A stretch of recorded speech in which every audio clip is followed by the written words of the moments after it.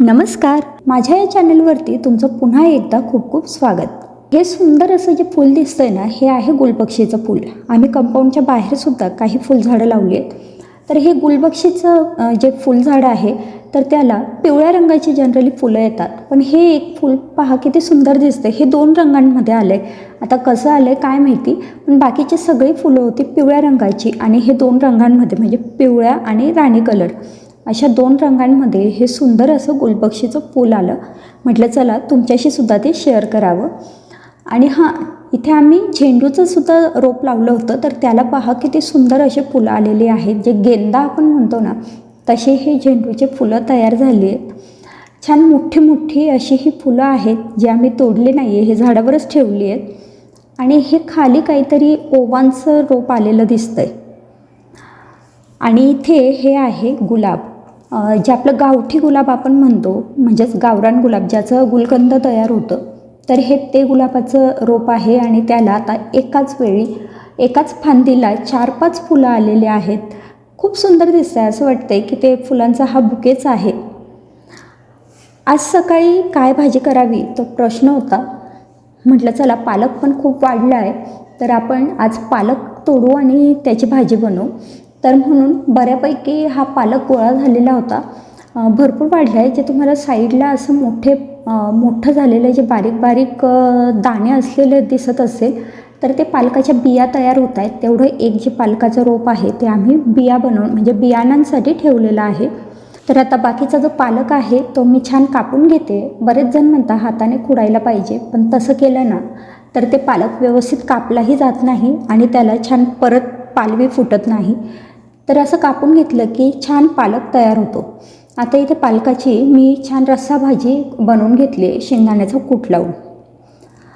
आता मला ना एकदम काहीतरी असं आवरायचं म्हटलं ना की कंटाळा येतो। कंटाळा म्हणण्यापेक्षा बऱ्याचदा तब्येत बिघडते जर खूप आपण एकदम सगळं क्लिनिंग करायचं म्हटलं तर। मग मी काय करते, रोज थोडं थोडं काहीतरी क्लीन करून घेते। जसं आता इथे मी आज किचनच्या ट्रॉल्या क्लीन करून घेते। खूप जास्त वेळ घेत नाही, एक 20 मिनटं किंवा अर्धा तास असं एक रोज थोडासा वेळ त्याला डेडिकेट करते। आणि जेवढं शक्य होईल तेवढं क्लिनिंग त्या वेळेत करून घेते। म्हणजे कसं एकदमच पूर्ण किचन काढायचं आणि सगळीच भांडी घासायची आणि सगळंच आवरायचं, तर एवढं काही माझ्याने होत नाही। म्हणून मग मी असं थोडं थोडं रोजच्या रोज जेवढं जमेल तेवढं, फक्त किचन असं नाही, घरातले कुठलाही एखादा कोपरा आणि आपले दिवसभरातील कुठलेही 20-25 मिनटं, तर असे 20-25 मिनटं डेडिकेट करून एखादा कोपरा क्लीन करायला घेते। तर मी इथे ह्या किचनच्या ट्रॉलीज आज क्लीन करून घेते।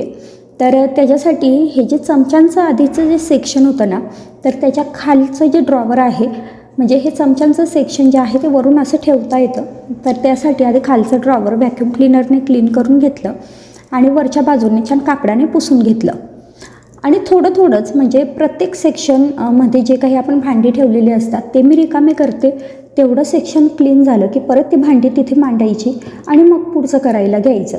म्हणजे मग कसं अगदीच खूप जास्त पसारा होत नाही। म्हणजे तेवढ्याच ड्रॉवरची भांडी बाहेर काढायची, ते ड्रॉवर स्वच्छ करायचं आणि पुन्हा ती भांडी त्यात ठेवायची। तर असंच हे रोजच्याच वापरातली भांडी असतात, त्यामुळे त्यांना घासण्याची काही गरज पण पडत नाही। आणि जे काही डबे असतात तर ते सुद्धा जसं डबा रिकामा होईल तसा मी घासून पुसून लगेच त्यात मग पुढचं सामान भरण्याआधीच तो घासून ठेवते। म्हणजे मला एकत्र सगळेच भांडी घासायची गरज पडत नाही। आता ही जी खालची ट्रॉली आहे ना, या बरेचसे प्लास्टिकचे डबे आहेत, आपण गूळ वगैरे आणतो ना, तर त्याच्यासोबत जे मिळतात ते आता ते फेकून न देता किंवा माझ्याकडे अगदीच असं काचेचे सुंदर सुंदर डबे न घेता मी हेच डबे वापरलेत।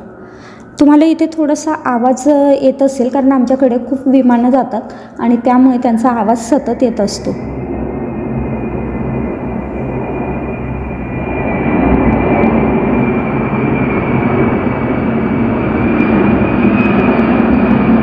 आणि हा आवाज थांबवून रेकॉर्डिंग करायचं म्हटलं तरी पण शक्य नसतं, कारण प्रत्येक 15-20 मिनटाला एक विमान जातच जातं आणि मग ते थांबवून करायचं म्हटलं की मग म्हणजे प्रयत्न असतो की तो आवाज नको यायला, पण तरी बऱ्याचदा हा आवाज अधूनमधून येत असतो।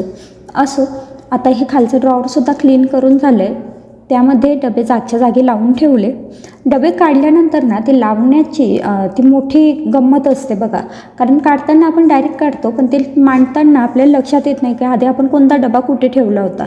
पण असो, त्या एकाच ड्रॉवरमध्ये हे डबे असतात, त्यामुळे थोडे इकडे तिकडे झाले तरी काही हरकत नसते. आता हे जे तांब्या, ग्लास, कप, बशी असं सगळ्यांसाठीचं हे जे ड्रॉवर आहे हे सुद्धा क्लीन करून घेतलं.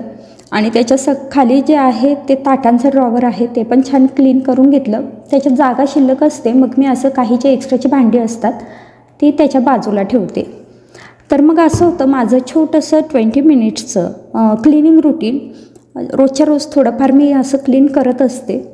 जर तुम्हाला आजचा हा ब्लॉग आवडला असेल तर व्हिडिओला लाईक जरूर करा. चॅनलला सबस्क्राईब केलेलं नसेल तर सबस्क्राईब करा. पुन्हा भेटू पुढच्या नवीन व्हिडिओमध्ये. तोपर्यंत बाय बाय.